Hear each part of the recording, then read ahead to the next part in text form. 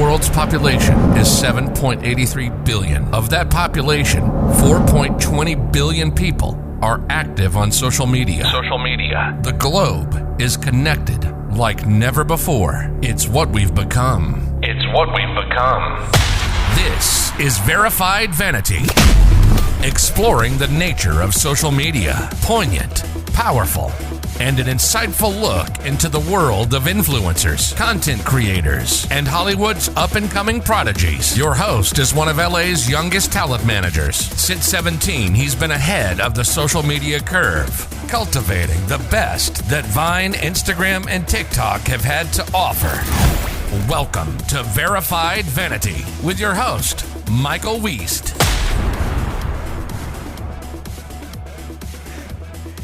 Hey guys, thanks for joining me today. Hello. Hi, Michael. Thanks for having us. Of course. Introduce yourselves. Obviously, we know each other, but tell the world who you are and what you do. Yes. Hi, my name's Bryce McKenzie. I do TikTok. We just got started into YouTube. On TikTok, I have a combined of about 6 million followers, and I post dance content, kind of just funny content, and just like kind of whatever I feel like posting that day. So that's Period. me. That's what I do. Cyprien? Hi, I'm Cyprien Boustiha, known as It's Cyp on my socials. I'm also a TikToker. I started YouTube with Bryce over here. And yeah, I'm a content creator. I love what I do, and yeah, I'm super happy to be here. Cool. Well, I guess obviously we kind of know each other. I represent y'all. Y'all live with me. So I thought we should talk a little bit about creators' tools in the space right now and like monetization, and kind of get your thoughts on it. Obviously, we've kind of talked about the importance of like diversifying your following and like moving to different platforms and all of that kind of thing. I think obviously TikTok is something that's like not going to last forever, and so you kind of have to know what you're doing and where you're going and create content for that audience. Let's just kind of talk about your like recent start on YouTube. When did you guys start YouTube? Why did you start YouTube? Yeah. Okay, so we started YouTube about a month and a half ago, I would say. And obviously, like you just said, you want to, diversify and move into other platforms and stuff like that. And so both of our main platforms were on TikTok, so that's why we wanted to get started into YouTube. And it's definitely been a transition for sure. Yeah, the YouTube, me and Bryce and I were actually thinking about doing YouTube for a long time, but it was motivated by Michael over here, who told us to get things going, and we know he's right. So is it different making like long form content versus like short form TikToks? Super different. So what are like the biggest challenges with that? I feel like that's not something that like people talk about a lot, but it's very different types of content. Yeah, so there's like a lot of hurdles that we have to overcome. We have to keep our audience captivated for way longer periods of time. The attention span. Mm-hmm. And the audience in general is also super different on YouTube. And it's kind of hard to adapt from a TikTok audience to a YouTube audience because of like the many different factors that come into play when posting on YouTube versus TikTok. Yeah, it's definitely been very different because for TikTok, it's just like a 15-second video. Yeah. And I honestly definitely don't even put that much thought into TikToks, just it'll be even just like an aesthetic video where you can set the camera down, film yourself for 10 seconds, and you're good to go. Well, there's like YouTube Shorts. What do you guys think about that? I mean, that's similar to TikTok. Do you feel that it's like... definitely gaining traction. They're definitely also kind of taking the blueprint of TikTok and making creators... it's making it easier for them to blow up, but it's still pretty different. And I think it's also still a little transition period for YouTube Shorts. Yeah. But it's gonna definitely... Are you guys making content that's like specific for YouTube Shorts, or are you just like reposting TikToks and stuff there? Both, yeah. Okay. And is it working? Yes. Somewhat, yeah. Yes and no. It's not like, it's definitely not working as well as TikToks are working, but like Sip said, it's kind of like a transition period and stuff. And I definitely think we do have to be making different kinds of content for YouTube Shorts, but posting the same kind of content that we would post on TikTok also works. I think YouTube Shorts itself needs to find the content that works well on their platform. Yeah. Do you think it'll last, or you think it's just like a phase? Obviously, a lot of platforms have like tried to replicate it, given Instagram Reels. Do you think that like it's gonna last, or? YouTube has been here for literally decades. It's bought by Google. It's definitely here to stay. I definitely think that true. a lot of people need to come and migrate over to YouTube Shorts. As like TikTokers, do you guys use the TikTok Creator Fund? No. I was kicked out, so no. Yeah, TikTok is not a reliable platform at all. That's why. That's literally true. They're the worst. The transition needs to happen. What do you feel is like, I don't know, obviously I represent you guys, so I know that you're not monetized on YouTube yet, just kind of starting out. So, I mean, how does that make you guys feel in terms of like being a creator who is making a living, you know, making content, and you're not making money from the Creator Fund? So like, how do you feel about that? Do you feel that like your audience is being monetized properly? What's the future of that kind of feel like? It's definitely been a little bit frustrating, if I'm going to be completely honest with it. Just like the pace is very different for the way things are, you know, developing and happening with YouTube and monetization and all of that kind of stuff. And I think that a lot of creators in general also are not able to monetize themselves properly at all. And I think we got to see that by working with you, Michael, because you've been able to monetize us way better than we've ever had before. And a lot of creators don't know about that yet. So, well, thank you. I think it's like important to recognize that social media is like always changing. And if you don't change with it, you will be like left behind, you know? Right. And that goes over into like these new things like the Creator Shorts program, where they're like, you know, giving bonuses for people using shorts. All of those kind of interesting factors play in. I guess you guys are like relatively new in social media since you started during like the pandemic. I mean, how has social media changed since you guys started? Since we've started, well, like you said, we started during the pandemic, and then that's kind of when TikTok was kind of blowing up as an app. I would say that was probably like prime time for TikTok. And I would definitely say like that helped how we were blowing up. But after that, things have definitely died down quite a bit. And I would say like the hype over TikTok and just a lot of different stuff has kind of died down. And so I think it is a transition period time for all of that. And I honestly wish I had known like what we know now about monetization and all of that kind of stuff a lot sooner into starting social media. My bad. But yeah, content changed just in general, how people used to post on TikTok. I've noticed it. It used to be a lot of relatable content. There was a dance trend. Now it is a transition period, but content in general changed on TikTok, and it's changing literally every single day, every single week, every single hour. And so it is important to and you got to change with it, or time's up. It used to not. I used to think it like did not change as fast as it is as it's changing now. Like the same kind of content we could be posting for 2 months on TikTok, and the same trend would be trending for that long. But now there'll be a trend, and it only trends for about a week, and then it's completely barely a week. Yeah, I mean, how have you guys like seen monetization change in terms of like, the TikTok Creator Fund is relatively new. That was not like when TikTok bought Musical.ly, that didn't exist. Have you seen kind of a change in those spaces? Obviously YouTube Shorts, and I guess what direction do you kind of see the social space like heading? I think that in terms of like monetization on TikTok, there was a big trend of like joining the Creator Fund, and then there was a big trend of leaving the Creator Fund because it would make your videos People thought your worse. views, yeah. Right. Yeah. And I think that also YouTube Shorts is still quote unquote underground because no one knows about that yet. And the monetization there is really undiscovered. So they're literally like paying people bonuses up to $10,000 a month just for, using them. Yeah, no one knows that. So that should be utilized. But yeah, the monetization on TikTok has had its height, but not anymore. People don't want to be monetized on TikTok. Where do you think social media is headed, I guess? Do you see like more tools being created? Do you see, what's your kind of thoughts on the direction that we're headed with social? I definitely think a lot more things are going to be, created to kind of help with all of that kind of stuff, with all of the constant changes that are now happening. But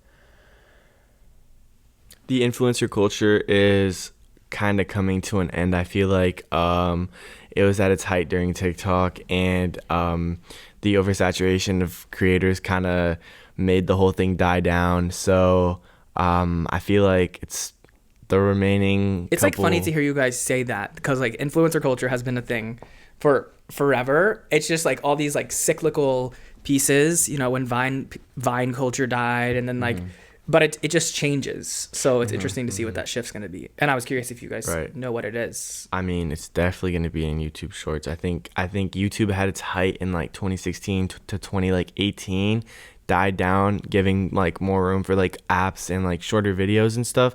But definitely YouTube's going to have another comeback soon, with all these people trying to migrate, and hopefully a lot of content on YouTube Shorts and just YouTube in general. Yeah, I think that's a valid observation. Bryce, anything you want to add to that? Honestly, not that much. I mean, I completely agree with that. I think TikTok was definitely oversaturated a lot, and I think some people are starting to realize that. I think it's not just TikTok. It's like a lot of, everyone thinks they can be a YouTuber or an influencer and make their dreams come true. Everyone nowadays wants to be a YouTuber. That was not a thing even for us growing up. Which makes it harder. I think like it's important to consider, you know, people that do this for a living have to monetize their audience, you know? So I'm curious to see if you guys feel that like tools like the Creator Fund have shaped the digital ecosystem that people are creating content for. Because I feel that it like inherently changes the content. Let's take Jawline, for example. If like everyone in the film was paid to be on a documentary that was going to be on Hulu, it would dramatically change the outcome of the film versus just like living their life and talking about it. So I think it like changes the type of content, since people are just trying to make shit to get views to make more money. Yeah, no, I would completely agree with what you just said. I think that's exactly what was happening and why things are changing so fast now. Yeah, it's crazy. I mean, let's just kind of shift gears a bit. What do you guys feel are great ways to like monetize your audience as creators, you know, who like one need to find their own path and their own voice and their own content and create their niche, but to, you know, monetize their following, to turn it into a career? You know, what do you guys use? What do you feel is a good tool? You know, how are you currently monetizing your audience, etc.? The best way to monetize, in my opinion, is monetizing without your followers realizing you're monetizing, and organically, organically, and making them feel a part of something. So yeah, Bryce, any thoughts? Yeah, I would probably have to agree with that. I would just say staying really engaged, you know, like with your following and with your fan base and all of that kind of stuff, just so they feel like they're a part of what you're doing as well, and they're like coming along with you and all that stuff, so it doesn't feel like, oh, you're just doing this to, you know, monetize them. Are there any like specific tools, I guess? Obviously, managing you, I know that like there are specific ways we monetize your audience, whether that's merchandise, brand deals, you know, whatever. But I'm curious if you guys have any like specific tools to generate income. The answer can be no, or like you don't know. I wouldn't say that there's like a specific way that like you can always go back to that works every single time. I think it kind of depends on the timing and stuff, but I'm unsure. Bryce? Okay. Yeah, if I'm being completely honest, I'm not 100% sure either. I don't think there's been like just one constant steady thing that has been going that like we could go back on. Yeah. Well, obviously like helping creators has been a passion of mine for years. And I literally have found a tool that allows a lot of creators to monetize in a really organic and unique way. People like Quentin Griggs and Lauren are already using it. Obviously, like we got you set up on it the other day, but I'd like to get some of your thoughts. It is called Koji, and it's literally the most interesting tool that there is. Oh yeah, we did set that up, and actually, it worked pretty well, even though I just set it up because it made. Yeah, I don't think you guys have really gotten to like use it yet. But I think that like in its essence, it is the first like app store built for creators and by creators. Like you can go in it and develop an app that uses it. Basically, it replaces like link in bio, Linktree, you know, where there's a lot of really creative tools where you can monetize your following. Like you can sell locked photos, you can sell subscriptions, you can sell links, you can like literally combine Cameo and like OnlyFans and all of these other platforms into your bio, which feels much more organic, and it's like going direct to you. It's not like going to another platform or anything like that. It's an all-in-one. Yeah, and like people can pay you to do videos. You know, I think like it's a tool that who doesn't have a link in their bio and like also want to promote their other things and share their socials and all that kind of thing, but like be able to literally sell photos or merchandise or, you know, direct, like without having to leave Instagram. That's pretty cool, I think. Yeah, I agree. I got to look at the app a little bit the other day, and I remember you first told me about it when I was supposed to have 2 different links up in my bio, and it definitely helped with that. And I think, I mean, I completely agree with you. It gives a lot of freedom to the creator for sure. If Opens up a lot of different like pathways for them to monetize. makes things easier for you to develop also if you have your own idea and you don't have to go through a bunch of different people. You can just it's literally just as easy as like going on there, adding some links, and being able to like promote multiple things at once. You can sell ad space right from your bio. I think it's literally a game changer. If you're an influencer, I recommend you download Koji on the App Store or go to their website, set up a profile, and like check out their tools because it's a great way to monetize your following. You heard the man. Go get Koji. When I started in this space, we had nothing. Tools like Koji didn't exist. There was not a writer at the New York Times writing about influencer culture. It was really just like, I don't know, bare bones. Like It was looked down upon, I think. Maybe. I think it was like this subculture that had been around, like YouTube culture had been around since I was little. But like when Vine was getting big was when I was getting into the space, and we did not have like, there was no Vine Creator Fund. I remember a couple years later in my career, when Twitter had bought Vine, that like they started this platform called Niche that was doing a lot of brand deals for Viners, which has now been shut down, and it's like changed into something called Art House, which is super cool. But we did like a deal with Nike through them.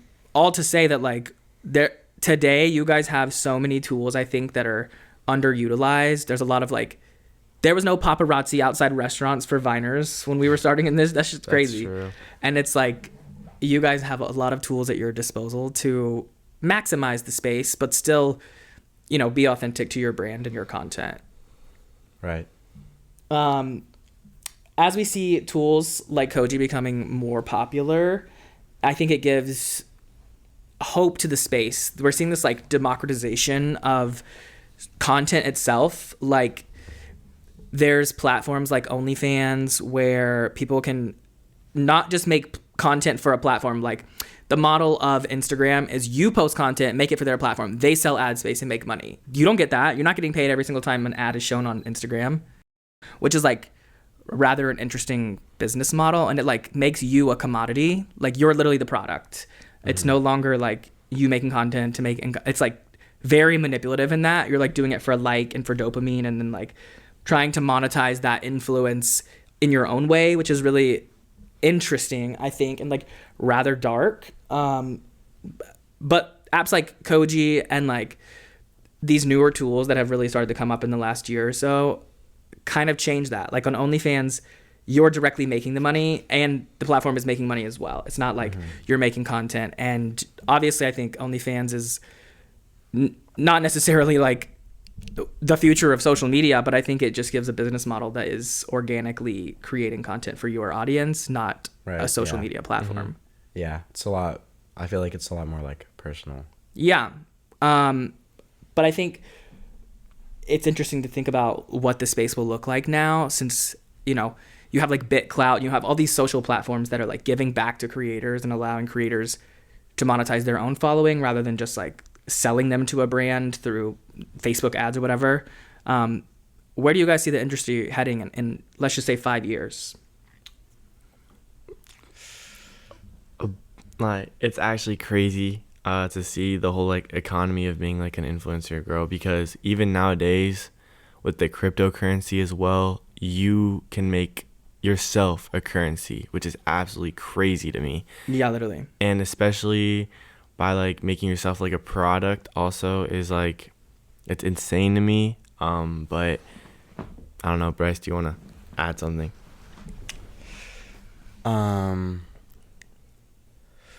I mean, in the next 5 years, I think...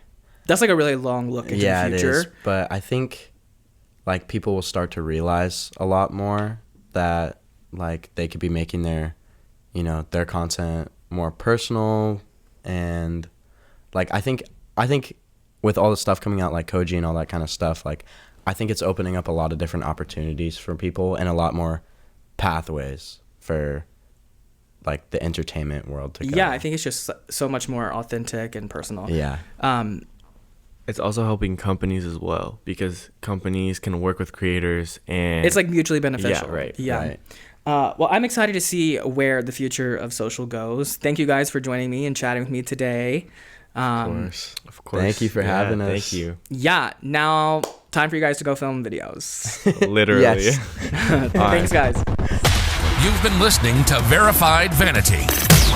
The globe is more and more connected through social media, and our passion is exploring the nature of that. We hope you've enjoyed the show, and we hope you've gotten some useful and practical information. Make sure to like, rate, and review. In the meantime, hit the website at themichaelweist.com, on Instagram, Facebook, and Twitter at @TheMichaelWeist, on YouTube at Michael Weist TV. See you next time.